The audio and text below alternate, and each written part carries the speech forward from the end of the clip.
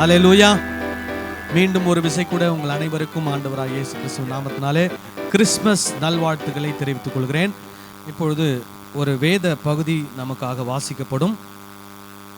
நம்மத்தில் இருக்கக்கூடிய சகோதரி ஹெலன் ஷீலா அவர்கள் வந்து இந்த வேத பகுதியை நமக்காக வாசிப்பார். மத்தேயு 1 அதிகாரம் 18 வசனத்திலிருந்து 25 வசனம் வரை. இயேசு கிறிஸ்துவினுடைய ஜனனத்தின் விவரமானது அவருடைய தாயாகிய மரியாள் யோசேப்புக்கு நியமிக்கப்பட்டிருக்கையில் அவர்கள் கூடி வரும் முன்னே அவள் பரிசுத்த ஆவியினாலே கர்ப்பவதியானாள் என்று காணப்பட்டது. அவள் புருஷனாகிய யோசேப்பு நீதிமானாயிருந்து அவளை அவமானப்படுத்த மனதில்லாமல் இரகசியமாய் அவளை தள்ளிவிட யோசனையாயிருந்தான். அவன் இப்படி சிந்தித்து கொண்டிருக்கையில் கர்த்தருடைய தூதன் சொப்பனத்தில் அவனுக்கு காணப்பட்டு, தாவீதின் குமாரனாகிய யோசேப்பே, உன் மனைவியாகிய மரியாளை சேர்த்து கொள்ள ஐயப்படாதே. அவளிடத்தில் உற்பத்தியாயிருக்கிறது பரிசுத்த ஆவியினால் உண்டானது. அவள் ஒரு குமாரனை பெறுவாள். அவருக்கு இயேசு என்று பெயரிடுவாயாக. ஏனெனில் அவர் தமது ஜனங்களின் பாவங்களை நீக்கி அவர்களை இரட்சிப்பார் என்றான். தீர்க்கதரிசியின் மூலமாய் கர்த்தராலே உரைக்கப்பட்டது நிறைவேறும்படி இதெல்லாம் நடந்தது. அவன், இதோ ஒரு கன்னிகை கர்ப்பவதியாகி ஒரு குமாரனை பெறுவாள். அவருக்கு இம்மானுவேல் என்று பெயரிடுவார்கள் என்று சொன்னான். இம்மானுவேல் என்பதற்கு தேவன் நம்மோடு இருக்கிறார் என்று அர்த்தமாம். யோசேப்பு நித்திரை தெளிந்து எழுந்து கர்த்தருடைய தூதன் தனக்கு கட்டளையிட்டபடியே தன் மனைவியை சேர்த்து கொண்டு அவள் தன் முதற் பேரான குமாரனை பெருமளவும் அவளை அறியாதிருந்து அவருக்கு இயேசு என்று பெயரிட்டான். இப்பொழுதும் நாம் இந்த நாளிலும் ஒரு சிறிய கிறிஸ்மஸ் நற்செய்தியை அல்லது ஒரு கிறிஸ்மஸ் செய்தியை நாம் இப்பொழுது கேட்க போகிறோம். நாம் எல்லாரும் வேத வசனங்களை எடுத்து வைத்துக் கொள்ளலாம். 1 யோவான் 3 அதிகாரத்தை எடுத்துக்கொண்டு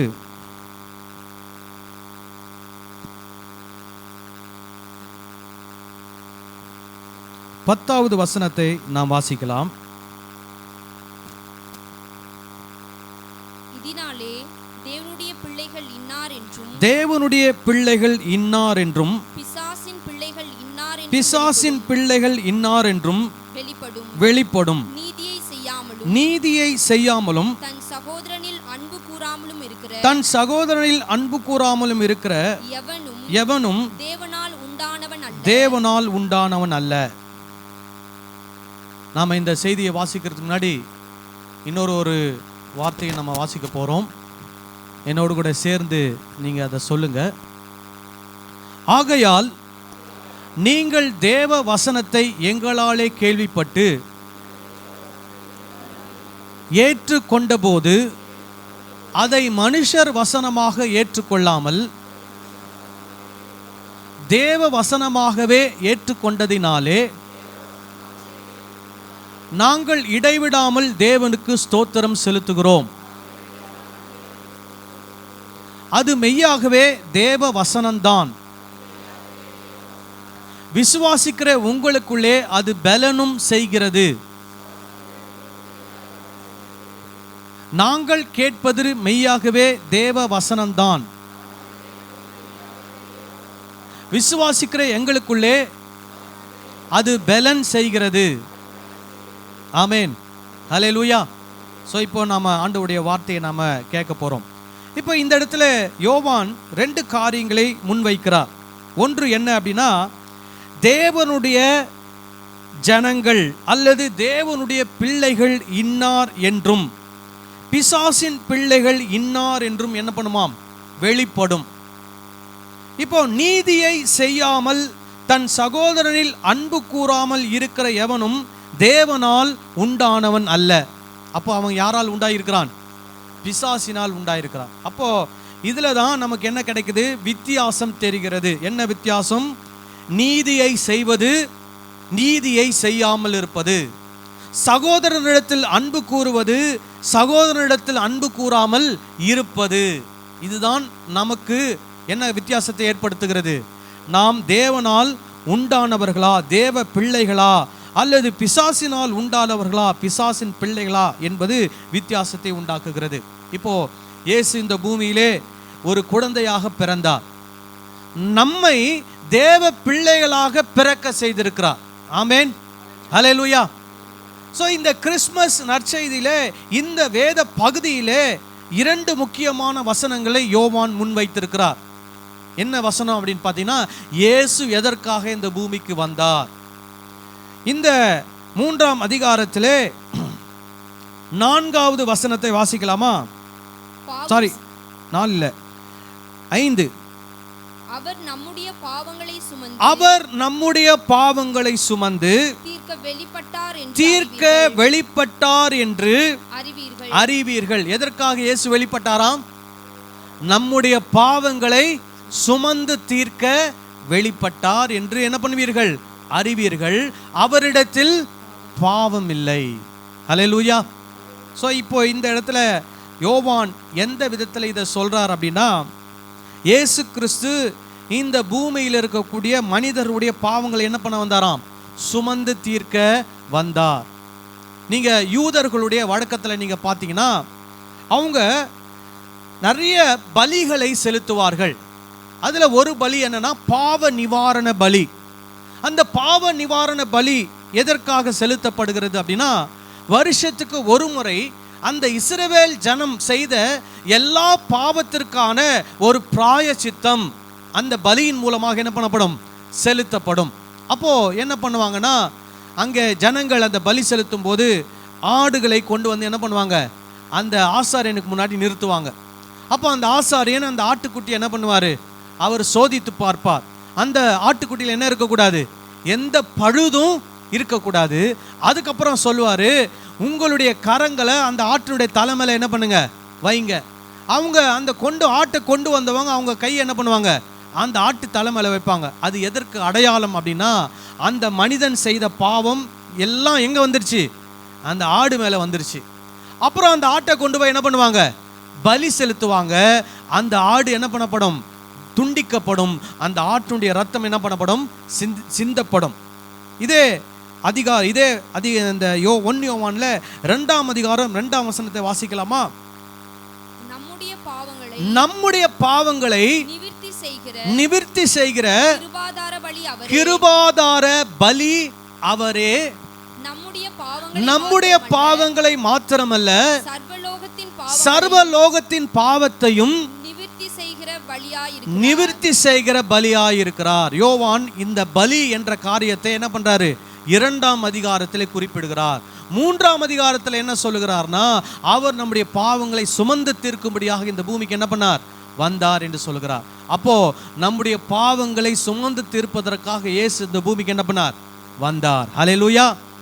ஸோ ஒருவேளை நம்ம ஒரு சிலர் நினைக்கலாம், நான் செய்த பாவத்துக்கெல்லாம் விமோச்சனமே கிடையாது, நான் செய்த பாவத்திற்கு இந்த உலகத்தில் பிராயசித்தம் என்பதற்கு வாய்ப்பே இல்லை என்று நாம் நினைக்கலாம். ஆனால் இயேசு உங்களுடைய பாவத்தை என்ன பண்ணியிருக்கிறார்? சுமந்து தீர்ப்பதற்காக இந்த பூமிக்கு வந்திருக்கிறார். உங்களுடைய பாவத்திலிருந்து உங்களுக்கு விடுதலை வேண்டும் என்றால் நீங்கள் இயேசுவை என்ன பண்ண வேண்டும்? நம்ப வேண்டும், விசுவாசிக்க வேண்டும். அவரை கடவுள் என்று ஏற்றுக்கொள்ளும் போது உங்களுடைய பாவங்கள் உங்களுக்கு என்ன பண்ணப்படுகிறது? மன்னிக்கப்படுகிறது. ஹல்லேலூயா. இப்போ இந்த பாவத்தை குறித்து அநேக காரியங்களை யோவான் இந்த இடத்துல எழுதி வைத்திருக்கிறார். இந்த 1 யோவான்ல பாவத்தை குறித்து என்னென்னலாம் எழுதி வச்சிருக்கிறார் அப்படின்னா, இப்போ 1ஆம் அதிகாரத்தில் 5லிருந்து 7 வசனங்களை பார்த்தீங்கன்னா, அங்கே தேவ ஜனங்கள் வெளிச்சத்திலே நடக்க வேண்டும் என்று அவர் சொல்லுகிறார். அப்போ வெளிச்சத்திலே நடக்கிறவர்கள் தேவனுடைய ஜனங்களாய் இருக்கிறார்கள். 5வது வசனத்தை வாசிங்க. தேவன் ஒளியாய் இருக்கிறார், அவரில் எவ்வளவேனும் இருள் இல்லை. இது நாங்கள் அவரிடத்தில் கேட்டு உங்களுக்கு அறிவிக்கிற விசேஷமாய் இருக்கிறது. நாம் அவரோடு ஐக்கியப்பட்டவர்கள் என்று சொல்லியும் இருளிலே நடக்கிறவர்களாய் இருந்தால் சத்தியத்தின்படி நடவாமல் பொய் சொல்லுகிறவர்களாய் இருப்போம். சோ நாம் அவரோடு கூட என்ன பண்ணப்பட்டிருக்கிறோமா? இப்போ ஐக்கியப்பட்டிருக்கிறோமா இல்லையா? அப்போ நாம் அவரோடு ஐக்கியப்பட்டிருக்கிறோம் என்று சொல்லியும் எதுல நடக்கக்கூடாதான்? இருளிலே நடக்கக்கூடாது. அதாவது யூதர்களை பொறுத்த வரைக்கும் வெளிச்சம் என்று சொல்லும்போது அது ஒரு தூய்மையான வாழ்க்கை, நீதியான வாழ்க்கை, நியாயமான வாழ்க்கை. இருளின் வாழ்க்கை என்று சொன்னால் அநீதியின் வாழ்க்கை, அநியாயத்தின் வாழ்க்கை, துன்மார்க்கத்தின் வாழ்க்கை. அப்போ ஆண்டவரை அறிந்திருக்கிறோம் என்று சொன்ன பிறகும் என்ன பண்ணக்கூடாதான்? துன்மார்க்கமான வாழ்க்கை என்ன பண்ணக்கூடாதான்? வாழக்கூடாது. சரி, இது ஒரு பக்கம். இன்னொரு பக்கம் பார்த்தீங்கன்னா சிலர் என்ன சொல்றாங்கன்னா, என்னிடத்துல பாவமே இல்லை, நான்லாம் பாவியே கிடையாதுங்க, ஏன்னா நான் டெய்லியும் என்ன பண்றேன், ஜனங்களுக்கு நன்மை செய்து கொண்டிருக்கிறேன், நான் யாருடைய பொருளும் திருடினது கிடையாது, நான் எந்த இடத்துலையும் பொய் சொன்னது கிடையாது, நான் நேர்மையா உழைக்கிறேன், நேர்மையா சம்பாதிக்கிறேன், அதனால என்னிடத்துல என்ன இல்லை, பாவம் இல்லை அப்படின்னு ஒரு சிலர் சொல்றாங்க. அதுக்கு யோவான் சொல்றாரு, 8வது வசனம் சொல்லுகிறது, நமக்கு பாவம் இல்லை என்போமானால் நம்மை நாமே வஞ்சிக்கிறவர்களாயிருப்போம், சத்தியம் நமக்குள் இராது. நம்ம என்ன சொல்லக்கூடாதான், எனக்குள்ள என்ன இல்லை, பாவமே இல்லைன்னு நம்ம என்ன பண்ண முடியாது, சொல்ல முடியாது. யாருமே சொல்ல முடியாது. யார் மட்டும்தான் சொல்ல முடியும்னா இயேசு மட்டும்தான் சொல்ல முடியும். அல்லேலூயா. அப்போ நம்முடைய நிலைமையை எப்பொழுதும் நாம் என்ன பண்ண வேண்டும், ஒத்துக்கொள்ள வேண்டும். நான் எனக்குள்ள என்ன இருக்கிறது, ஏதோ ஒரு விதத்தில் ஒரு பாவம் இருக்கிறது, ஆகவே நான் ஒரு பாவி என்று நாம் என்ன பண்ணணும், ஒத்துக்கொள்ளும். அப்படி நாம் ஒத்துக்கொண்டோமானால், நம்முடைய பாவங்களை நாம் அறிக்கையிட்டால், பாவங்களை நமக்கு மன்னித்து எல்லா அநியாயத்தை நீக்கி நம்மை சுத்திகரிப்பதற்கு அவர் என்னவா இருக்கிறாராம், உண்மையும் நீதியும் உள்ளவராயிருக்கிறார். ஹல்லேலூயா. பாவின்னு சொன்னா மட்டும் போதாது, ஆண்டவர்கிட்ட சொல்லணும். என்ன சொல்லணும், ஆண்டவரே என் பாவத்தை என்ன பண்ணும், மன்னியும் என்று அறிக்கையிடும் போது அவர் அந்த பாவத்தை நீக்கி நம்ம என்ன பண்ணுகிறாராம், சுத்திகரிக்கிறார். அப்புறம் 10வது வசனம் சொல்லுகிறது, நான் பாவம் செய்யவில்லை என்போமானால், நான் பாவமே செய்யலங்க அப்படின்னு நம்ம சொல்லுவோமானால், நாம் அவரை பொய்யராக்குகிறவர்களாயிருப்போம், அவருடைய வார்த்தை நமக்குள் இராது. அப்போ தேவ வார்த்தை யாருக்குள்ள இல்லையோ அவங்க என்ன செய்வாங்களாம், என்ன செய்வாங்க, பாவம் செய்வாங்க. பாருங்க, இங்க அதான் போட்டிருக்குது, நாம் பாவம் செய்யவில்லை என்போமானால். கடைசியில் எப்படி முடிக்கிறாரு, நமக்குள் சத்தியம் இராது, அவருடைய வார்த்தை நமக்குள் இராது. அப்போ நம்ம அவருடைய வார்த்தை நமக்குள் இருந்தால் நாம் என்ன செய்ய முடியாது, பாவம் செய்ய முடியாது என்று யோவான் என்ன பண்ணுகிறார், சொல்லுகிறார். அப்போ பாவம் செய்கிறவர்கள் பிசாசின் கிரியைகளை செய்கிறார்கள், பாவம் செய்யாதவர்கள் தேவ கிரியைகளை என்ன பண்ணுகிறார்கள், செய்து கொண்டிருக்கிறார்கள். அப்போ தேவனுடைய வெளிச்சத்திலே நடக்கிறவர்கள் தேவனோடு என்ன பண்ணுகிறார்களாம், ஐக்கியப்பட்டிருக்கிறார்கள், அவர்கள் சத்தியத்தில் என்ன பண்ணுகிறார்கள், நடக்கிறார்கள். ஆனால் சத்தியத்தில் நடக்கிறோம் என்று சொல்லியும் இருளே நடக்கிறவர்களுக்கு தேவனோடு என்ன இல்லை, ஐக்கியம் இல்லை, அவர்கள் பொய்யிலே என்ன பண்ணி கொண்டிருக்கிறார்கள், நடந்து கொண்டிருக்கிறார்கள். 8ஆம் வசனத்தை வாசிக்கலாமா, என் பிள்ளைகளே நீங்கள் பாவம் 2ஆம் அதிகாரம் 1ஆம் அதிகாரம் 8, 10 அதெல்லாம் வாசித்தாச்சு. ஓகே, 2ஆம் அதிகாரம் 1ஆம் வசனத்தை வாசிக்கிறோம். என் பிள்ளைகளே நீங்கள் பாவம் செய்யாதபடிக்கு இவைகளை உங்களுக்கு என்ன பண்ணுகிறேன், எழுதுகிறேன். அப்போ யோவானுடைய நோக்கம் என்ன, தேவ ஜனங்கள் என்ன செய்யக்கூடாது, பாவம் செய்யக்கூடாது. ஆனா ஏற்கனவே என்ன சொல்லிட்டாரு, நீ பாவம் செய்தால் அதை அறிக்கையிட்டால் ஆண்டவர் உனக்கு என்ன பண்ணுவார், மன்னிப்பார். ஆனால் நீ தொடர்ந்து என்ன செய்யக்கூடாது, பாவம் செய்யக்கூடாது. அதை எங்க எழுதியிருக்கிறார், விளக்கமா எங்க எழுதுறார்னா 3வது அதிகாரத்துல தான் அதை எழுதுகிறார். 3ஆம் அதிகாரத்துக்கு போவோம். 4வது வசனத்தை வாசிக்கலாமா, பாவம் செய்கிற எவனும் நியாய பிரமாணத்தை மீறுகிறான். சோ ஏற்கனவே என்ன சொல்லியிருக்கிறார், பிள்ளைகளே நீங்க என்ன பண்ணக்கூடாது, பாவம் செய்யாதபடிக்கு இவைகளை உங்களுக்கு என்ன பண்ணுகிறேன், எழுதுகிறேன். சரி, அப்போ பாவம்னா என்ன அப்படின்றத சொல்றாரு. நியாய பிரமாணத்தை மீறுகிறது என்னவா இருக்குதான், பாவமா இருக்குது. நியாய பிரமாணம்னா என்னது, நியாய பிரமாணம், பிரமாணம்னா கட்டளை, நியாயமாய் நடப்பதற்கு தேவன் நமக்கு கொடுத்த கட்டளைகள்.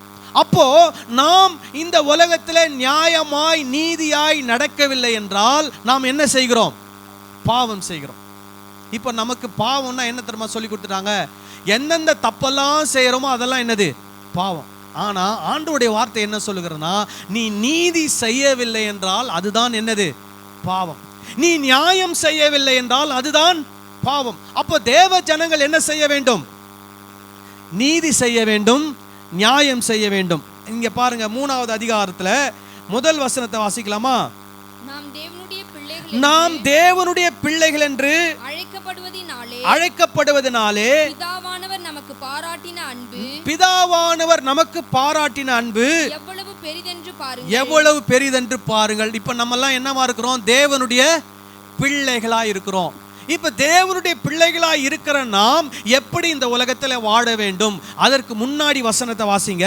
2:29, அவர் நீதி உள்ளவராய் இருக்கிறார் என்று உங்களுக்கு தெரிந்திருப்பதனால். நம்முடைய தகப்பன் எப்படிப்பட்டவர்? நீதி உள்ளவர்.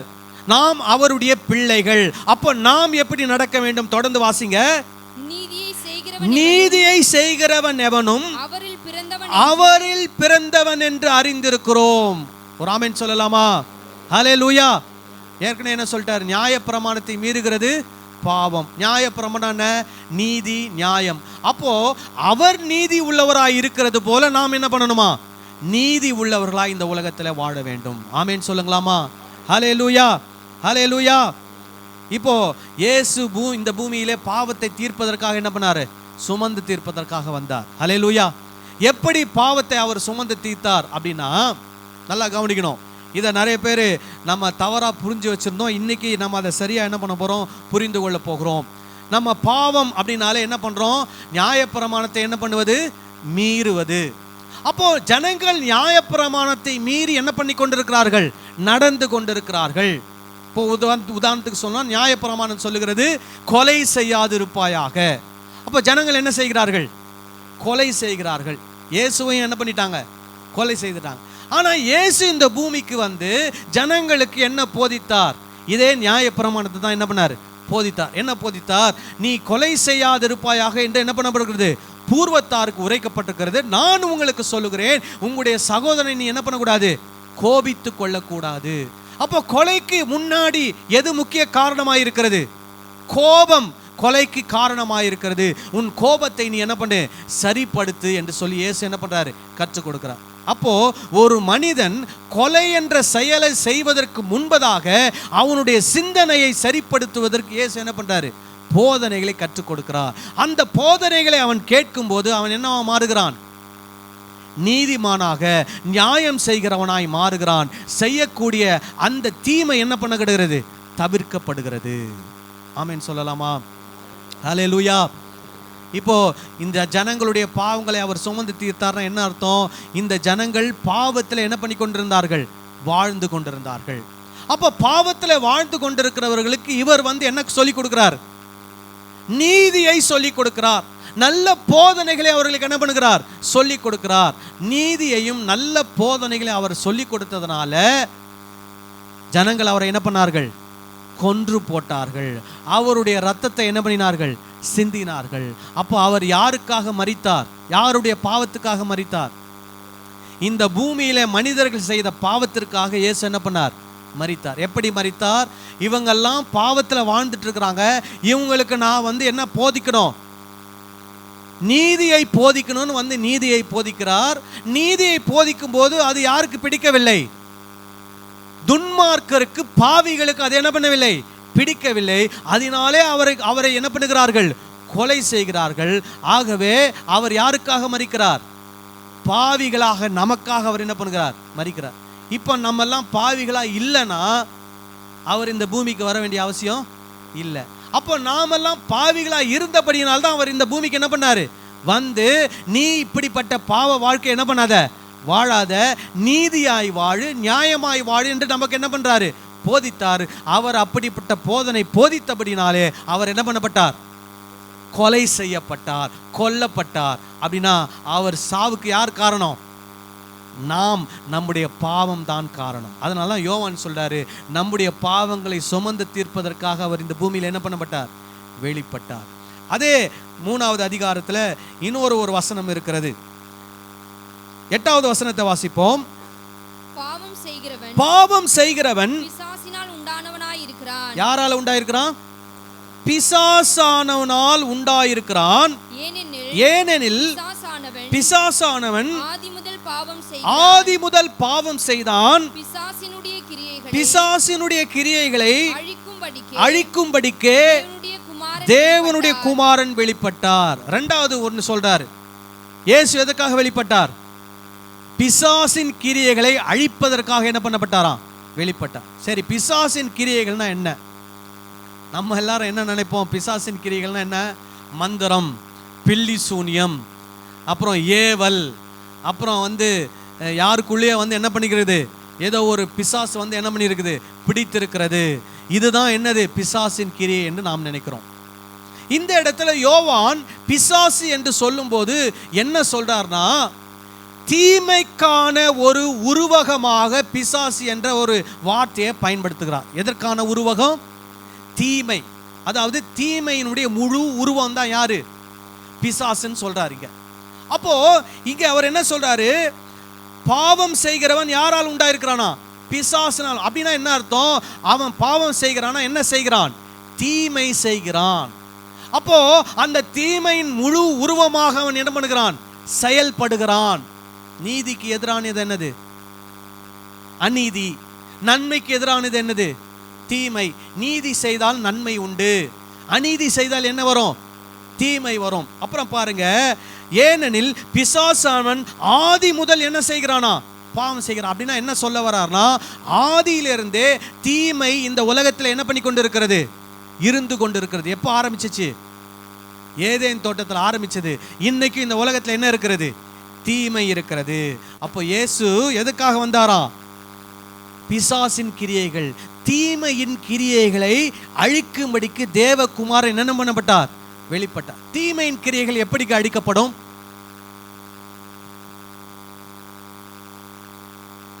இன்னைக்கு ஒரு 10 பேர் தீமை செய்யறாங்கன்னு வச்சுக்கோங்க. அந்த 10 பேரும் இயேசுவை ஏற்றுக்கொண்டு நன்மை செய்கிறவளாய் மாறிவிட்டால் தீமை என்ன ஆயிடுச்சு? அழிக்கப்பட்டு விட்டது. பிசாசின் கிரியை என்ன பண்ணப்பட்டது?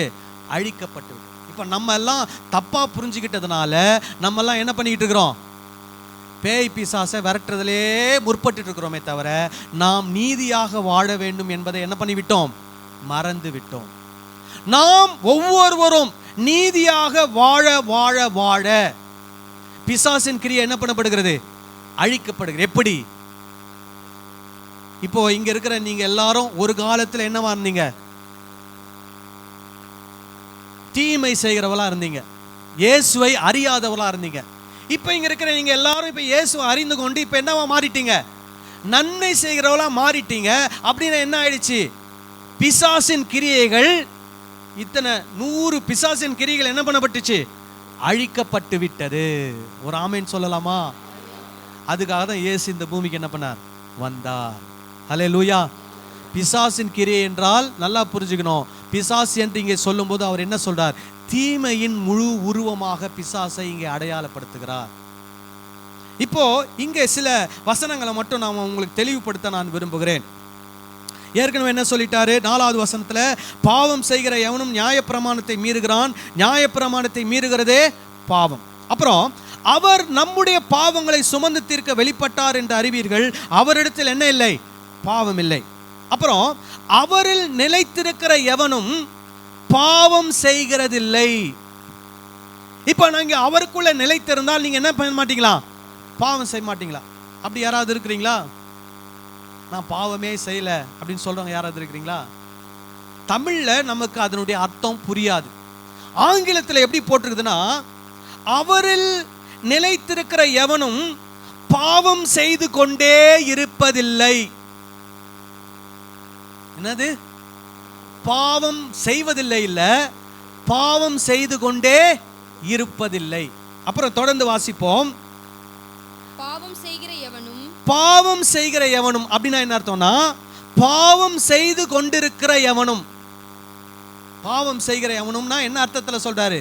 The one who continues to sin. பாவம் செய்து கொண்டிருக்கிற எவனும் அவரை காணவும் இல்லை, அவரை அறியவும் இல்லை. அப்படின்னா என்ன சொல்ல வராரு? கிறிஸ்தவங்க பாவமே செய்ய மாட்டாங்கன்னு சொல்லல. என்ன செய்யக்கூடாதுன்றாரு? தொடர்ந்து பாவம் செய்து கொண்டே இருக்கக்கூடாது. அப்படின்னா என்ன?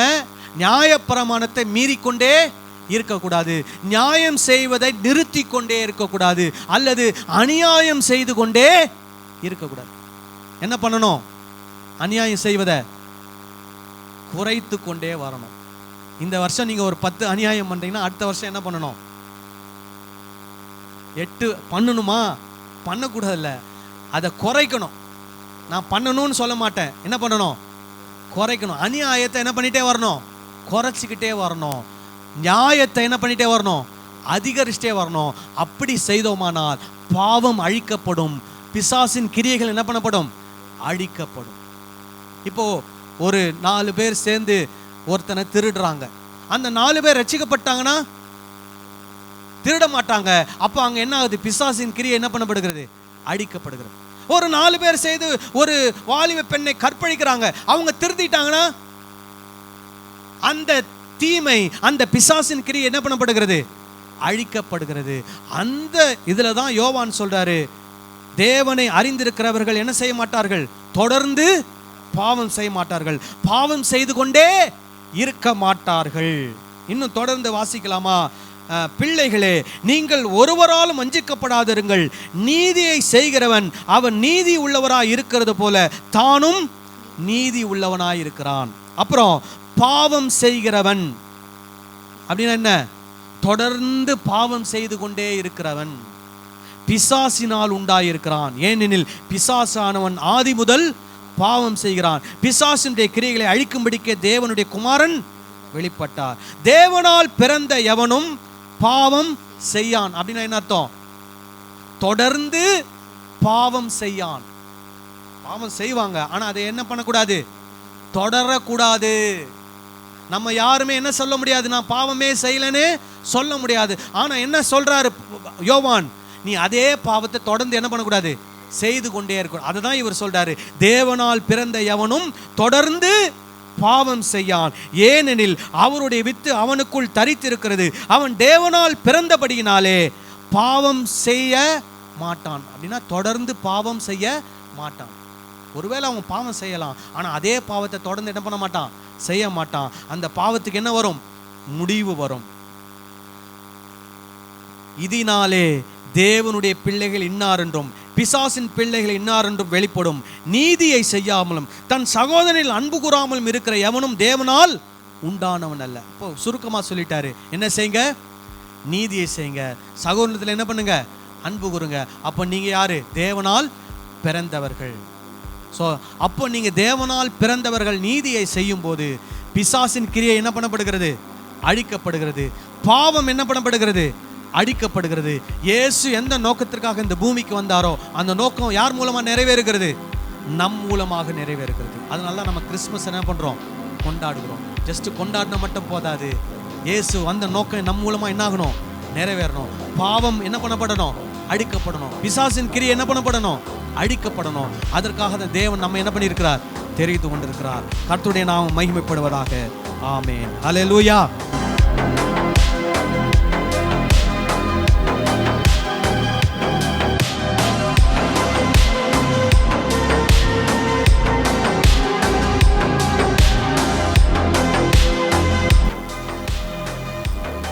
நமக்கு ஸ்கிட் இருக்கிறது. எல்லாரும் கொஞ்சம் நிதானமா, கொஞ்சம் பொறுமையா இந்த ஸ்கிட்டை கவனமா என்ன பண்ணுங்க, பாருங்க. இதற்காக பல மணி நேரம் செலவிடப்பட்டிருக்கிறது. கிட்டத்தட்ட 2 மாதங்கள் இதற்காக என்ன பண்ணியிருக்கிறோம்? பிரயாசப்பட்டிருக்கிறோம். அக்டோபர் நவம்பர் மாதங்கள் பிள்ளைகள் இதற்காக கடுமையாக என்ன பண்ணியிருக்கிறாங்க? உழைத்திருக்கிறார்கள். பிள்ளைகளுடைய உழைப்பை இதில் நீங்கள் பார்க்க முடியும். அவங்கள நாங்கள் பயங்கரமாக பிடிச்சி உட்கார வச்சு நிற்க வச்சு இதை செய் அதை செய் அப்படி பண்ணி இப்படி பண்ணி சொல்லி அவங்கள ஒரு வழி ஆக்கிட்டோம். ஸோ அதெல்லாம் பண்ணியிருக்கிறாங்க. அதை தான் இப்போ இன்றைக்கி ட்ராமாவை நம்ம பார்க்க போகிறோம். எல்லாம் கவனத்தை செதறாமல் உட்காந்து கவனமாக பாருங்கள். பிள்ளைகள், நம்முடைய பிள்ளைகள் எவ்வளோ அழகாக இதெல்லாம் செஞ்சுருக்கிறாங்கன்னு பாருங்கள். தேவநாமம் மகிமைப்படுவதாக. ஆமென்.